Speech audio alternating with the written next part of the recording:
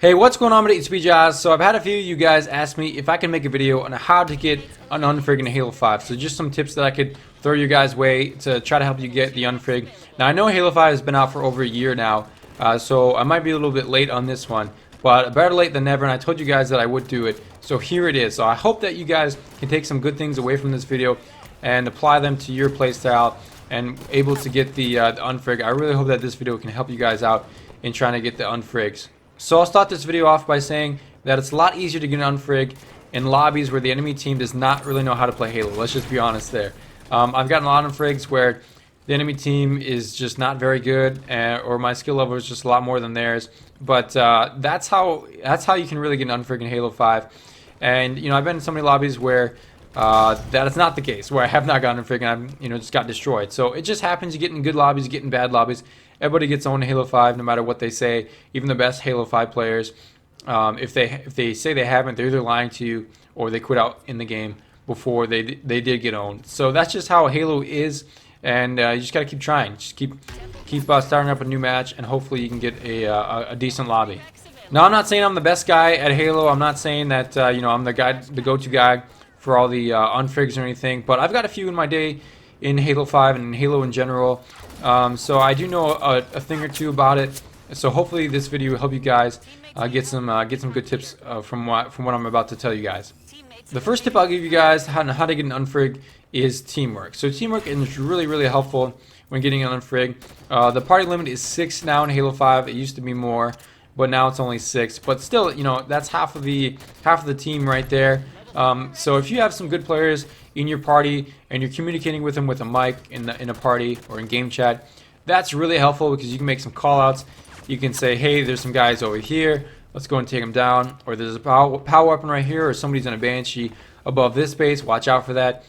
So you know, communication and teamwork is really helpful. Try to get an unfrig because they can do some call outs and warn you before you see the enemy team coming at you. So that's really nice. Now I personally don't really communicate at all when I'm trying to get on a frig because I'm trying to commentate for most of my unfrigs in the video for YouTube and all that. So it's a little harder to, you know, talk in a party and commentating at the same time. It's just not possible. So I really don't use a lot of teamwork or anything in that regard for communication. But I still do, of course, stick around my teammates while I'm in the game because I want to know where they're at, and I want to be able to have some support or support them, try to get some kills and take out the enemy team. So teamwork is really helpful. You guys can move together around the map and just take out a group of guys, especially if you're better skilled than they are. So it's really helpful to get the unfrig. The second tip I'll give you guys is awareness, and I mean this in a few ways. The first way is map awareness. So this is really important. I'm sure you guys know by this time all of the maps in Halo 5 because it's been out for so long now. But this is really important because you have to know where you are on the map. You have to know where the enemy team has their bases, where they're trying to cap it right now, or where they're trying to spawn, all that stuff, where they might be coming from. You have to know where they are because you don't want them to have a base behind you and you not know about that, because they can easily come up and flank you and take you out. So you have to know what's going around on the map. You have to know what the enemy team is going for, what they already have and what you already have, and where your teammates are. And also you have to know how the map plays. So you know, you don't want to be sitting around in one spot around the map and just sit there and try to get some kills. You have to move around. You got to move around to the other side of the map if somebody's you know, saying, hey, this guy's been sitting here for a long time getting some kills, I'm gonna go try to take him out. So that's when you want to move around to the next side of the map, the opposite side, and get some kills that way, or just kind of hang low and wait for them to do their thing and they'll say, okay, maybe he's gone, maybe he's not going to be over here anymore. But somebody's always going to target you and try to ruin your spree. That's just how it goes. Somebody's always trying to do that. So you have to be aware of that, and you have to know how to get around the map, when to get around the map. So it's really important to have map awareness and how to play it. You can use, you know, cover really well. You can get in the buildings. You have to know where all that is. It's really important that you do that. And also with the map awareness, it's good to know where the little nooks and crannies are where people can be hiding. So if you're going around a corner, you definitely want to check it. You don't want to get assassinated or a sword on the back. So you have to kind of know where those little hiding spots are.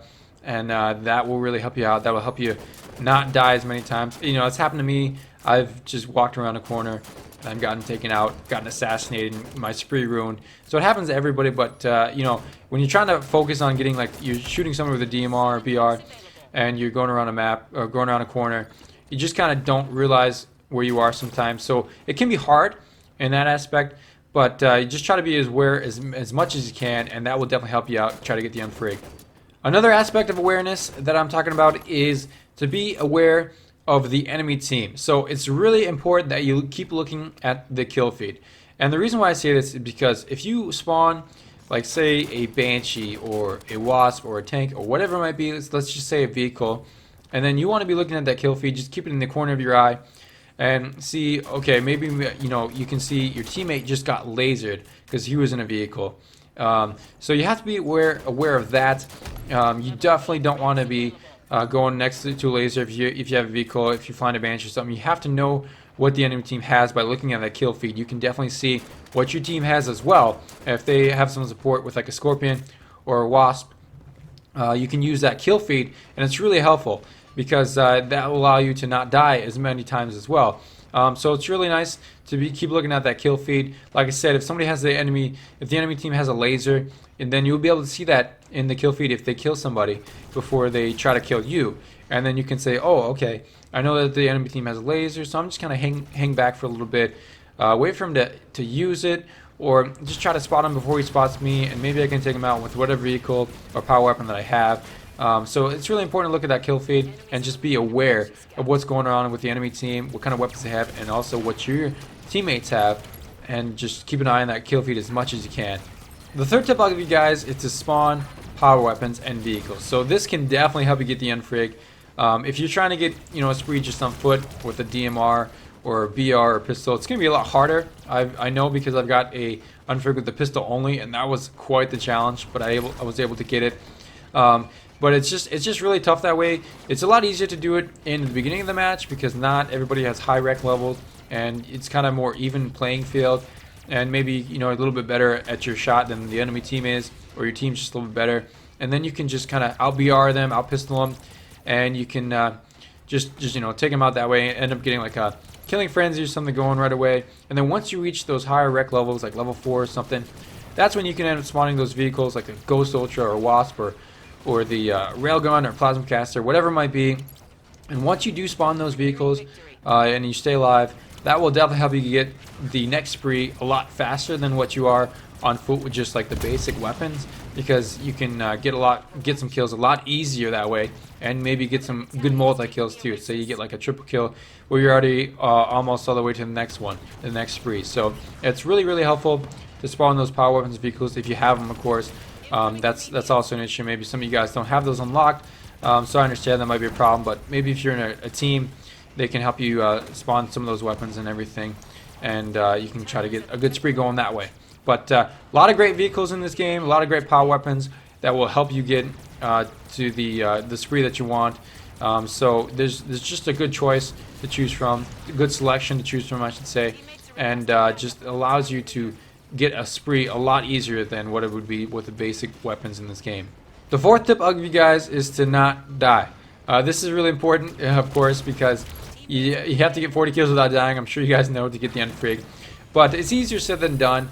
And you just have to try not to be too aggressive in your playstyle, because if you're trying to be too aggressive, you're definitely going to die. Like if you're trying to go and get the enemy base all by yourself, it's probably not going to happen. The chances are unlikely, and if you're that aggressive, you're going to get picked off sooner or later. So you just want to try to avoid not dying by not being so aggressive and not exposing yourself too much to the enemy team. If you guys see in my unfrigs, I like to sit back quite a bit. That way I don't, expose myself to too many people on the map on the enemy team. I can just kind of control where I'm at more, control what I'm doing, instead of being all up in their base, and then I have to worry about, oh, they might be coming up behind me because they can spawn in there. So it's a lot harder to know that when you're being aggressive, and it's a lot harder to stay alive. So just kind of, what I like to do is, like I said, sit back. So if you can just sit back, be a little more patient, not be so aggressive, use some of those power weapons from a distance or power vehicles, and get some kills that way, then you'll be better off. The fifth tip I'll give you guys is to not be too eager to get multi-kills. So this can get you into trouble. I've done it so many times. But if you're trying to go for those multi-kills, like you got a triple going, and you're trying to look for that overkill, and you really want it, that's when you're really focused on just that multi-kill, and you're not paying attention to what's going on around you. And maybe somebody's spawning right next to the guy that you're trying to kill, and you're still trying to, you don't even have the shield down, and the other guy ends up killing you because you want to get that overkill. So it can definitely happen. You just don't want to be too eager to get those.